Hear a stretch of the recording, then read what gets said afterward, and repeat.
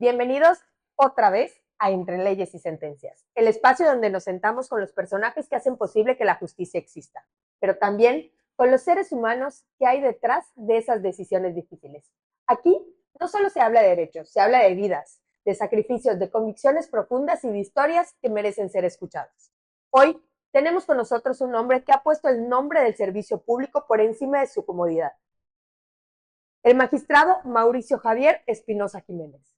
Ha dedicado 32 años al Poder Judicial de la Federación y en ese camino ha tenido que dejar atrás más de una ciudad y más de una rutina, y muchas veces a su propia familia. Pero no solo ha recorrido el país en nombre de la justicia, también ha enfrentado el miedo real, el de verdad. En alguno de sus cargos fue activado el protocolo de seguridad por enfrentamientos armados. No lo cuenta como una hazaña, pero sí como parte del precio que ha pagado por impartir justicia en lugares donde pocos se atreven a hacerlo. Magistrado, bienvenido a Entre Leyes y Sentencias. Es un honor tenerlo aquí. Gracias por abrirnos un espacio para conocer no solo su trayectoria, sino también su historia humana. ¿Cómo se siente de estar aquí compartiendo este otro lado suyo con nosotros? Gracias, Priscila. Pues antes que nada agradecer a este proyecto de Tribunal Ciudadano por invitarme el día de hoy a poder platicar con ustedes y pues poder comunicarles un poquito, transmitirles pues lo que ha sido mi historia de vida dentro del Poder Judicial. Claro, bueno, antes de empezar, ¿vino carajillo o un vasito con agua? Por el momento un vasito con agua. Claro. Gracias. Bueno, magistrado, empecemos. Tengo una pregunta para usted que es un poco fuerte, pero en realidad nos interesa mucho que nos cuente, porque ha estado en tantas adscripciones. Quisiera saber cuántas veces ha tenido que empacar su vida y volver a empezar en otro estado. Híjole, Priscila, han sido varias veces. Mira, yo empecé la carrera judicial en la Ciudad de México. Mi primer cambio fue a esta bella ciudad de Mérida, Yucatán. Aquí estuve varios años. Después, ya como juez, me tocó ir al estado de Tamaulipas. Regresé a Campeche, después de Campeche a Monterrey, Nuevo León, y actualmente regresé a Mérida, Yucatán. Pues así, eh, rápidamente estoy viendo 6 cambios. Claro. ¿Y cómo ha logrado sostener su vocación a pesar de toda la distancia? Mira, es una pregunta creo que muy difícil de contestar. Creo que, al menos para mí, la vocación no es algo que se pueda percibir de manera material, que se pueda medir de manera con números. Creo que la vocación existe, es implícita, no lo estás pensando, simple y sencillamente se da. ¿Cómo lo puedes advertir? Pues precisamente, ¿no? Cuando te encuentras en esas situaciones de vida, estás trabajando en un lugar y, pues por necesidades de servicio, sabes que tienes que ir a otro. Al menos de mi parte no hay queja. Entiendes que así es la función y que así había sido siempre y pues uno lo asume, ¿no? Yo creo que eso es la vocación, el querer servir sin importar en dónde y cuándo. Completamente. ¿Y qué momento de todos esos cambios ha sido como el más duro que ha tenido? Bueno, ese creo que sí lo tengo muy claro. Cuando quedo como juez, yo era secretario aquí en la ciudad de Mérida, por razones personales, mis hijos se quedan aquí en Mérida y yo me voy pues a un estado completamente distante al de aquí, al norte del país, por razones de distancia, de tiempos, de cargas de trabajo, pues evidentemente dejo de tener una convivencia diaria y cotidiana con ellos, ¿no? Que estaba acostumbrado a ella, ¿no? Yo todos los días veía a mis hijos, los llevaba a la escuela, regresaba a comer, aunque sea rápidamente. Si tenía oportunidad de llevarlos a sus actividades, los llevaba a las actividades y después regresaba a trabajar, pero los podía ver todos los días. Cuando yo me voy a Tamaulipas, de manera concreta a la ciudad de Reynosa, pues bueno, no es fácil poder tener esa comunicación. Entonces, pues eso creo que fue una parte difícil para mí en este andar. Y sí estaban acostumbrados a estar siempre juntos. Ah, no, claro, todos los días yo tenía una convivencia con ellos, ¿no? O sea, Claro. muy importante. Y en esos momentos, ¿qué lo sostiene a usted? Bueno, creo que son dos aspectos, ¿no? Concientizarme que el estar materialmente o a una distancia de kilómetros, de muchos kilómetros, no implicaba que no tuviera mi familia, ¿no? Mis hijos los seguía teniendo, el contacto con ellos seguía siendo de alguna manera cercano, Ujú. ¿sí? A través de llamadas telefónicas, a través de llamadas. Yo todos los meses, cuando no tenía guardia y tenía la oportunidad, pues venía a visitarlos. Y también cuando había periodos vacacionales, me los llevaba a ellos conmigo. Y cuando eran mis periodos vacacionales, pues yo venía a convivir. Claro. Y bueno, escuchando todo eso, recuerdo que mucha gente llega a decir que los jueces tienen privilegios. ¿Qué le diría a esas personas que piensan que los jueces tienen privilegios? Yo creo que para poder afirmar que los jueces tenemos privilegios, primero tendrían que estar en el puesto, tendrían que entender Totalmente. qué implica el cargo, el ejercicio de la función, todas las implicaciones que tienen. Y no es por hacerse uno sufrido, porque no tenemos por qué hacernos de mártires. Claro. Si nosotros finalmente estamos en la función de cargo es porque así lo deseamos. Realizamos lo necesario para poder ocupar ese cargo, la formación, los exámenes, el estudio. Y sabíamos que cuando quedas como juez, pues bueno, las cosas cambian y estamos precisamente o estábamos a las necesidades de servicio, donde fuera y a donde fuera. Claro. Entonces me parece que eso no es ningún privilegio, o sea, ganar un sueldo, una prestación, me parece que es correcta y corresponde a la función que se desempeña, ¿no? Eh, Claro, para algunas personas podrá ser mucho, para muchas otras a lo mejor no es tanto. Yo creo que eso tendría que haber una correlación entre lo que le dedica uno al trabajo, el tiempo y los sacrificios que hay. Sí, yo creo que el tiempo, los sacrificios y además Y los riesgos, los definitivamente. riesgos completamente. Este, nos está contando que ejerció su labor en diferentes estados y por lo que escuché, muchos son marcados por altos niveles de violencia. ¿Podrías contarnos cómo fue vivir en carne propia el protocolo de seguridad por balacera? Sí, pues mira, estando en la ciudad de Reynosa, un lugar muy bonito, la verdad, con gente fabulosa, pero tristemente, pues sí es una ciudad muy violenta, un estado que tiene altos grados de delincuencia. En alguna ocasión, no en algunas ocasiones me tocó estar incluso en audiencia. Yo llegué allá como juez de control en el nuevo sistema de justicia penal adversarial.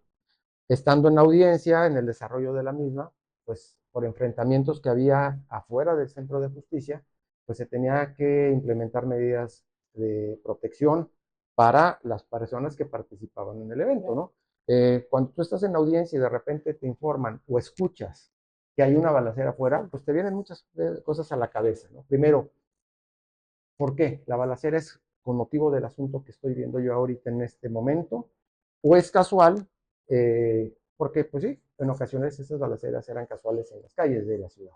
Claro, y esa primera vez, porque entiendo que fueron dos veces, pero esa primera vez que escuchó los disparos y que supo que su integridad estaba en juego simplemente por estar ahí ejerciendo su trabajo. ¿Qué pensó? ¿Qué Pues sintió? mira, yo creo que lo que sentí fue así como un golpe de adrenalina en el estómago, porque no nada más es, o sea, yo estoy aquí, pero finalmente cuando tú estás en una sala de audiencias, tú diriges la sala de audiencias y de alguna manera te sientes responsable de lo que está sucediendo ahí, ¿no? En esa sala de audiencias estaba el auxiliar de sala, se encontraban el defensor, el propio diputado, fiscales, público. Entonces, cuando tú te encuentras en un entorno de esta naturaleza, no puedes agarrar y simplemente, pues con permiso, yo me salgo y abandono a los demás. Tienes que tener esa templanza para poder tomar las cosas. ¿Qué tuve que hacer en ese momento? Se empezaron a escuchar estruendos, pido al personal de seguridad que me informe qué está sucediendo y me dicen, ¿sabe qué? Al exterior del centro de justicia, pues existe una balacera actualmente. En ese momento declaro receso en la sala de audiencias y pido al policía procesal que resguarde al imputado para que pues, también pueda tomar las medidas de seguridad correspondientes y pues le pido a las partes que por favor nos vayamos a un lugar seguro, ¿no? Pues todo eso, pues sí, el estómago, la adrenalina la sientes, pero pues tienes que tener esa capacidad para poder tomar esas medidas, ¿no? Totalmente. Y eso fue 2 veces en audiencia. Estando en el centro, pues bueno, lamentablemente, pues puesto, hubo varios impactos de bala en el edificio del Centro de Justicia, si no necesariamente dirigidos al Centro de Justicia, sí por las circunstancias de seguridad del lugar. Total. ¿Y en algún momento llegó a pensar en renunciar o en pedir pues algún cambio por miedo? O sea, sé que se escucha feo, pero pues es algo que no creo que sea algo normal para todo tipo de personas. Mira, la verdad es que pedir el cambio por miedo nunca lo pensé. Eh, sí era un lugar de riesgo, pero son los retos profesionales. Finalmente, para mí era un reto estar en un lugar con esas características y esas condiciones. Yo había estado muchos años como secretario aquí en la ciudad de Mérida. Todos sabemos que Mérida es un lugar muy tranquilo, con mucha seguridad. Nunca pensar escuchar una balacera en la ciudad, menos estar a escasos metros o en lugares cercanos a donde se está llevando a cabo. Entonces, cuando a mí me toca vivir eso profesionalmente, para mí era un reto y una experiencia fabulosa. Entonces, sí te genera esa especie de adrenalina, pero que Ajá, te gusta realmente. En algún momento sí pedí mi cambio, pero más bien por cuestiones pues, personales, ¿no? claro. Acercarme un poquito a mi familia. Como te digo, yo estaba muy acostumbrado a estar con ellos. Y pues después de estar casi 3 años en Reynosa, pues bueno, se dio la oportunidad de poderme acercar y llegar, no a la ciudad de Mérida, pero sí a un lugar muy cercano que fue en Cancún. Claro. ¿Y de qué manera te protege emocionalmente alguien que sabe que al impartir justicia también se está exponiendo? Porque yo creo que en esos momentos igual pensabas en la familia, en tu Sí, vida. claro, mira, eh, ¿cómo me protegía emocionalmente? Primero, siendo consciente que estaba actuando como tenía que actuar. Es decir, no estaba actuando con consignas, no estaba actuando para atender intereses personales. Entonces, el saber que tú estás resolviendo y actuando por convicción, aplicando la ley, te genera mucha tranquilidad de Claro, pensar que nadie va a querer mm, atacarte, que va a tratar de causarte un daño. ¿Sí? Al menos psicológicamente así lo quiero claro, pensar, ¿no? Todos sabemos, tristemente, en el ejercicio de la función ha habido compañeros que lamentablemente han perdido la vida. Eh, y no es porque hayan actuado mal, sino precisamente por el tipo de asuntos o que les circunstancias de tocaban. asuntos que les tocó resolver, ¿no? Pero bueno, al menos emocionalmente, ¿cómo me defiendo yo? Pues bueno, yo estoy actuando bien. Si estoy actuando bien, no tengo por qué tener miedo de la función que estoy realizando. Totalmente. ¿Sí? ¿Y alguna vez llegaste a sentir que el precio por lo que estabas haciendo, por servir a la justicia, era demasiado alto? Porque para todo lo que he escuchado. Yo creo que aquí tendría que dividir esa respuesta en dos partes. Profesionalmente no. Profesionalmente creo que no pagué caro o no he pagado caro. Para mí ha sido un privilegio, un gozo poder realizar la función en distintos lugares. El precio, pues creo que se paga más bien en el aspecto personal. Ya te dije, pues, esa distancia con la familia, eh, ese perderte las convivencias con los hijos, los eventos familiares, y no nada más los eventos agradables, ¿no? Muchas veces también situaciones de familia, alguna enfermedad de un ser querido, y que no puedes estar tú presente para poder apoyarlos en circunstancias que muchas veces son difíciles y que la familia espera que sus familiares estén con ellos, ¿no? Y cuando tú te encuentras a miles de kilómetros de distancia o a muchos kilómetros de distancia, pues no puedes estar atendiendo. Entonces, a lo mejor eso es lo que yo podría considerar el Claro. pago desde el punto de vista personal, de mi parte. Creo que muchas veces nosotros no somos conscientes y habría que preguntarle a los hijos, a los papás, a los hermanos, a las esposas, porque muchas veces ellos terminan pagando precisamente eso. Yo ¿Sí? creo que sí. ¿Y qué le diría hoy a su familia por todo el tiempo que no pudo estar con ellos? No les pediría una disculpa, porque creo que no tengo Ujú. por qué disculparme con ellos. A final de cuentas, si yo también tomé la decisión de hacerme juez, sí fue por una ambición personal, profesional, pero también pensando en mi familia, ¿sí? De alguna manera también que ellos supieran que su papá está realizando una función de servicio social, porque impartir justicia tiene un impacto social muy importante, ¿sí? Para mí, ejercer la función como juez, ahora como magistrado, Ujú. es de sumo orgullo. Y espero que, pues bueno, mis hijos así lo entiendan y así lo puedan ver, ¿no? Entonces, arrepentirme como tal, creo que no me puedo arrepentir. ¿Cuál ha sido el momento, hablando de todo el momento como más emotivo en su carrera, aquel que le recordó por qué eligió este camino? Bueno, son muchos, es muy difícil poder escoger uno en particular, pero hay algo que a mí sí me marcó mucho y me causó mucha satisfacción. Cuando yo quedo como juez, a mí me mandan, mi primera inscripción fue Reynosa, Ujú.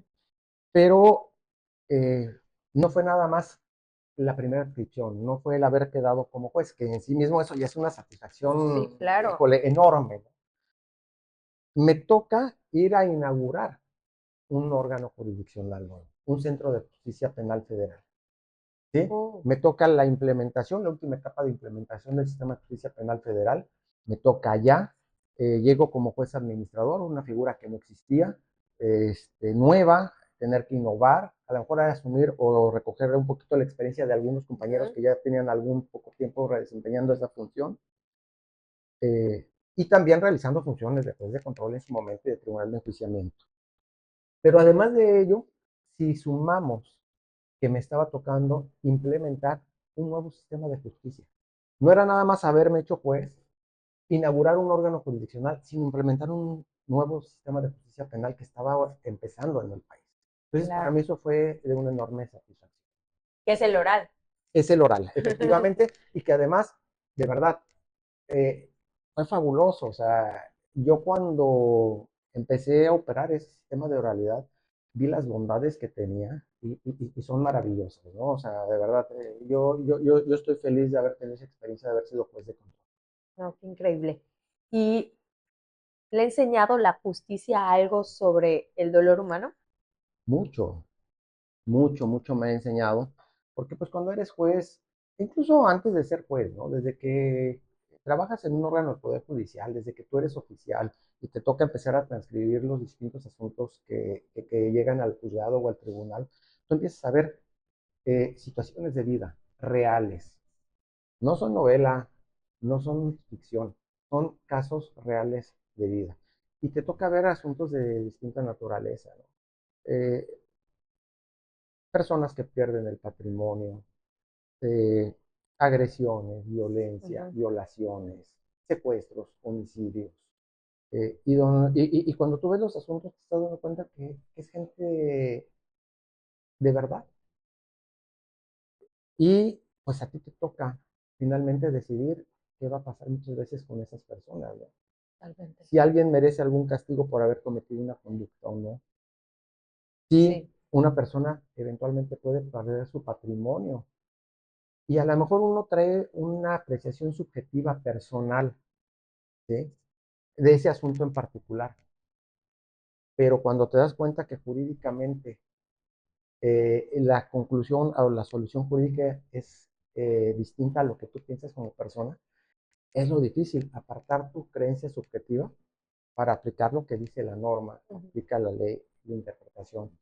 Y a veces esto te puede generar un conflicto, ¿no? Sí. Tener que resolver conforme a tu punto de vista personal. Pero aquí hay que ser conscientes, aquí no estamos resolviendo de manera subjetiva. No podemos resolver como yo creo que debe de ser. Tengo que resolver como finalmente jurídicamente puedo resolver. Entonces, desde luego, pues bueno, es una carga importante saber que tus decisiones impactan en las Es una personas. carga muy grande. Muy grande, muy grande. Y cuando de repente tienes que avalar una sentencia de 70 años de prisión, sabes que esa persona no vuelve a salir. Sí, claro. Sí, es una No va a haber. persona que ya no vuelve a ver la luz de la calle. Pero también existe el riesgo que en un delito de alto impacto, a lo mejor por una cuestión formal o que no se manejó bien el asunto, a lo mejor una persona responsable de un delito tenga que salir, ¿no? Entonces son decisiones muy difíciles que se toman. Sí, me imagino. Creo que vamos a una pregunta muy personal. ¿Qué legado quisiera dejar en esta vida? Es mucha responsabilidad, o me parece que a lo mejor podría ser arrogante decir que voy a dejar un legado como tal, ¿no? Pero si tuviera que decir uno, este es ejemplo para mis hijos. ¿Sí? Yo creo que el También. ejemplo para mis hijos. Eh, que mi familia eh, al tiempo diga, no estuvo mucho tiempo, a lo mejor físicamente estuvo ausente, pero fue por una razón importante, ¿sí? Fue por servir, Claro. ¿sí? O sea, tenía la vocación de servir y el legado que yo quisiera dejar, esa semillita de inicio en mi familia, pero también si se puede con otras personas, es esa vocación al servicio, ¿no? Creo que sí es muy importante el compromiso que tienes que tener. No son, repito, no son novelas, no son cuentos. Estamos decidiendo la vida de personas. Entonces me gustaría, si puedo dejar un legado, es sembrar esa inquietud de que la gente que me conoce, pues trate de ver las cosas de esa manera y que se comprometan con Completamente. Y cuando Mauricio Espinosa cierra la puerta del tribunal y vuelve a casa, ¿qué queda de ese hombre que carga con tantas decisiones sobre los hombros? Bueno, mira, cuando cierro la puerta del tribunal y yo quisiera decir, cerré la puerta del tribunal y los asuntos se quedaron en el tribunal. Lamentablemente no se puede. No. Cierro la puerta del tribunal, abro la puerta del coche y mientras que voy en el coche estoy pensando en los asuntos, ¿no? Oye, este asunto que no se ha resuelto, tengo que ver cómo lo voy a ver, cómo lo voy a resolver, tengo que ver con la secretaria o el secretario para que me haga esto.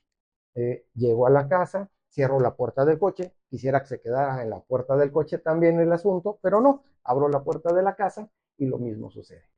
Eh, es difícil poder despojarte del trabajo. En muchas ocasiones, pues bueno, tenemos que llevarnos los asuntos a la casa para seguirlos estudiando, pero tendría que decir que pues, al cerrar la puerta a la pregunta inicial que tú me dices, pues bueno, es decir, el día de hoy cumplí con la obligación y con el trabajo que tenía que llevar a cabo, ¿no? O sea, lo que tenía que hacer, lo hice. Y ahora otra igual muy personal. ¿Qué le diría al Mauricio de joven que apenas entraba al conocimiento del Poder Judicial, de la justicia? Híjole, ya hace algunos años de eso, hace 32 años, cuando, bueno, un poquito más de 32 años, ¿no? Claro. 32 años ya formalmente en la institución, un poco antes porque fui meritorio, es decir, trabajé para aprender sin que me pagaran. Exacto.